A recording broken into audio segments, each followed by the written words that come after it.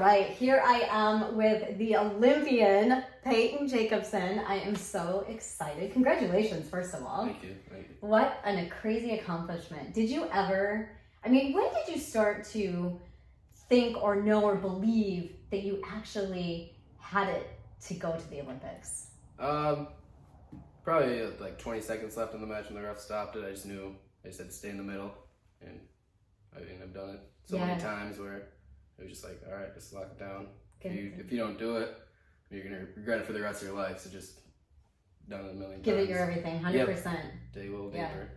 But when in your life did you get to a place where you're like, I think this is my goal. Like, this is my goal? I would say after my sophomore year of high school when I went full-time Greco, that really was a big stepping stone for me to go like on the Olympic path. But for a while, my coach kept telling me I was going to go to the Olympics. I'm like, okay. I just went. I didn't place at Fargo. I didn't place at World Team Trials. I'm like, man, this is going to be really hard. But then I started winning some more tournaments. I won the nationals when I was a senior in high school. And then I just started building up more and more belief in myself. And I don't know when there was like an exact day where I was like, yeah, I can do this thing. But love it. Yeah. I just started believing in myself. So the switch just turned on. Yeah. I love your shirt, Just Do It. And as we know, in order to get to the Olympics, it takes grit and determination and unstoppable belief, right? And confidence in yourself. And like I tell all of the younger athletes that I work with for mindset training, every Olympian believes in themselves 100%. Because if you didn't, you wouldn't be where you're at, right? Yep. Yeah, so I have a couple questions for you, if you don't mind. I'd love to hear, because I'd love to get inside the mind of an Olympian.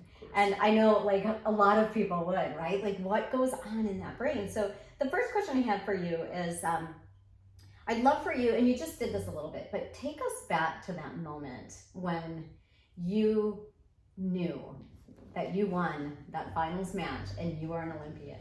I saw like 3 seconds left on the clock, and my opponent started like going away from me, so I knew it was wraps from there, and instantly I just kind of fell back. And before the match, I was like putting the match in God's shoes, because I was like, I did all I could to this point. I trained all I can. I'm like, it's time to make it happen. Yeah, and I saw my family, my coaches, my friends. It was really cool. Yeah, and that's part of that, that mindset, just of you've done everything you can and you just surrender to it, right? You trust it, you surrender to it, and then you just go 100%. Yep. Is that what I'm hearing? Mm-hmm. Yeah. So when you realized that you actually were an Olympian, what moment was that? When the match ended, when you fell? I saw that video when you fell to your back and you were just like... Yeah, probably right when I fell to my back, I would say. And like going up to my coaches and stuff. I was like, yeah, I'm going to the Olympics. And then, I don't know. How long did it take you to really digest it? I would say maybe a few days, really, not too long. Because I believed that I was going to be in the Olympics for so long. It's really not like too crazy to me. It's more the fact that like I'm getting so much support now. That's kind of a little more overwhelming than anything. But like I said, like I've been told I've been going to be an Olympian for so long that it's just been ingrained in my mind where it's not too surprising to me. Yeah, and you're so humble. You are really an amazing man. Okay, another question I have for you is, what is one secret that you would like to share with younger athletes, younger wrestlers that are possibly watching this, that will help them to get to where you're at? Because so many have dreams of being in the Olympics.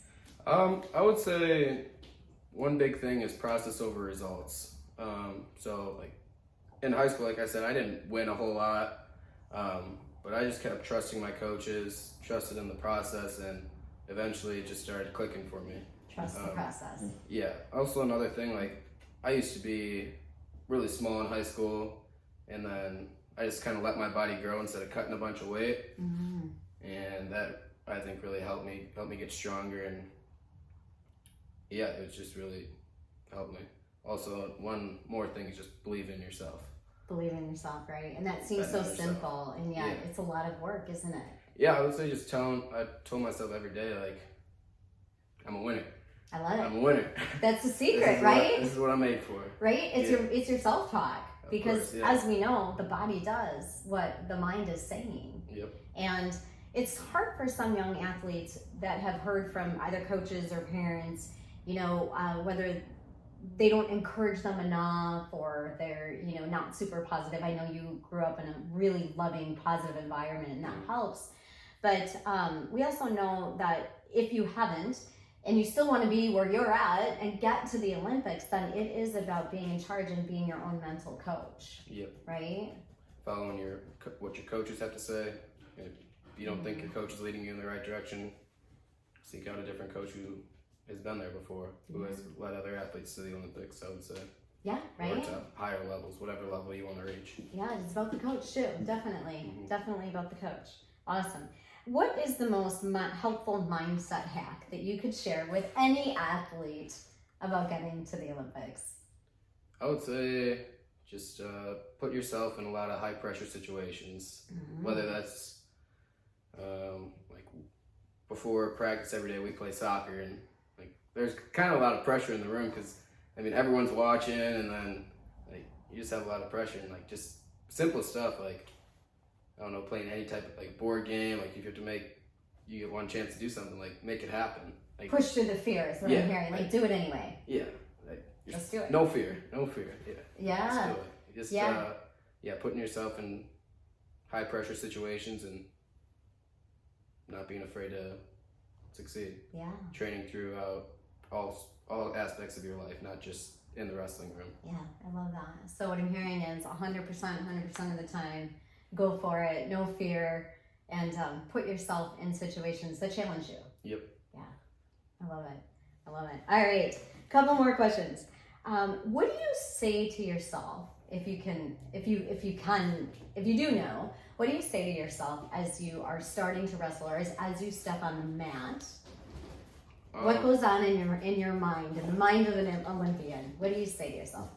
So one of my trigger words that you taught me was relentless. So like for 6 minutes, I'm just on no matter what. The match is 6 minutes.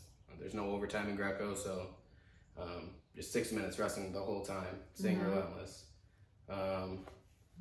Yeah, that's probably the number one thing. Keep it simple. Not trying to tell myself a million things. Just focus on the goal. It's just stay in the zone. Yep. And then just step into being relentless. Yeah, like at the Penn State tournament, there's a lot of fans in the crowd, and you just gotta like put yourself in the environment and love it, rather than like being afraid of the moment. Just love the people watching you. Yeah. Put on a show for the fans. Yeah. As much as you can. I love that. Just like they say for people that have cancer, right? Like when you can embrace it, be okay with it, and love it, that's when you can conquer it. And exactly. it's the same thing, that mental toughness, right? Yeah, I've never heard that before, but that's yeah. a good point. Yeah, I love it. All right, do you have a reset or a refocus when maybe things aren't going your way, or you feel like maybe some composure is being lost? Like, how do you get your head back on the mat and back into that relentless state of mind? I would say I usually just look at my corner, and they can like give me a look or something that calms me down. I like to have someone in my corner that like I trust with my life. So like I look at them, they're like, you're good. I'll be like, okay. Take a deep breath, and then that's your reset. Back to the goal. Yeah, I wouldn't say I try and change my wrestling too much, more just reset and refocus. Yeah, awesome. And we all know that visualization is super important, right? So whatever goes on in your mind and what you see, your body does that, and then it helps with your belief system. So what is your top visualization? What was your visualization when you saw yourself prior to wrestling that final match? What was your visualization of how it went?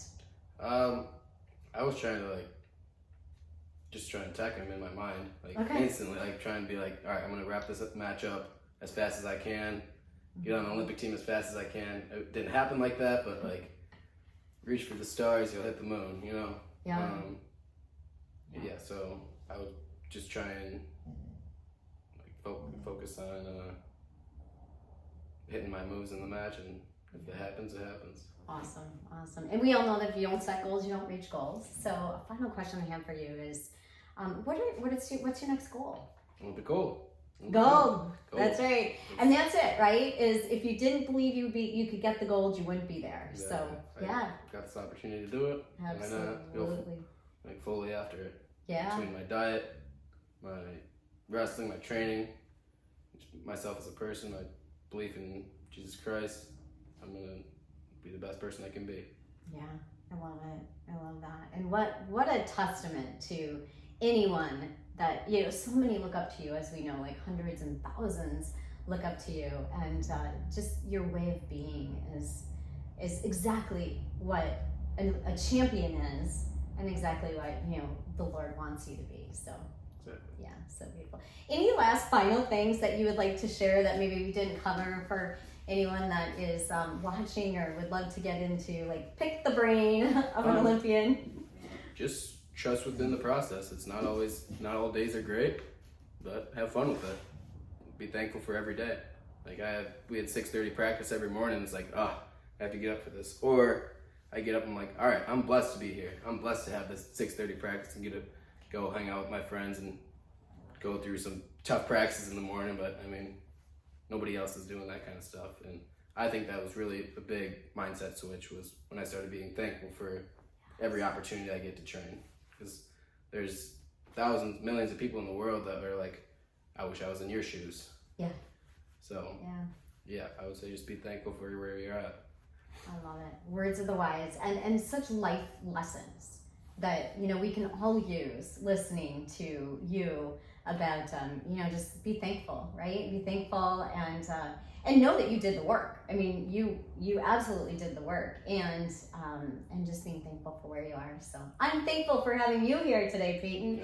Yeah, and I know we've done some mindset training together and some hypnosis, and I really appreciate you reaching out and say, hey, look, like, I'm open to come and do a little interview with you so that we can get it out there and help others that look up to you and admire you and really just want to know how you did it. So yeah, thank you. Thank you so much. All right.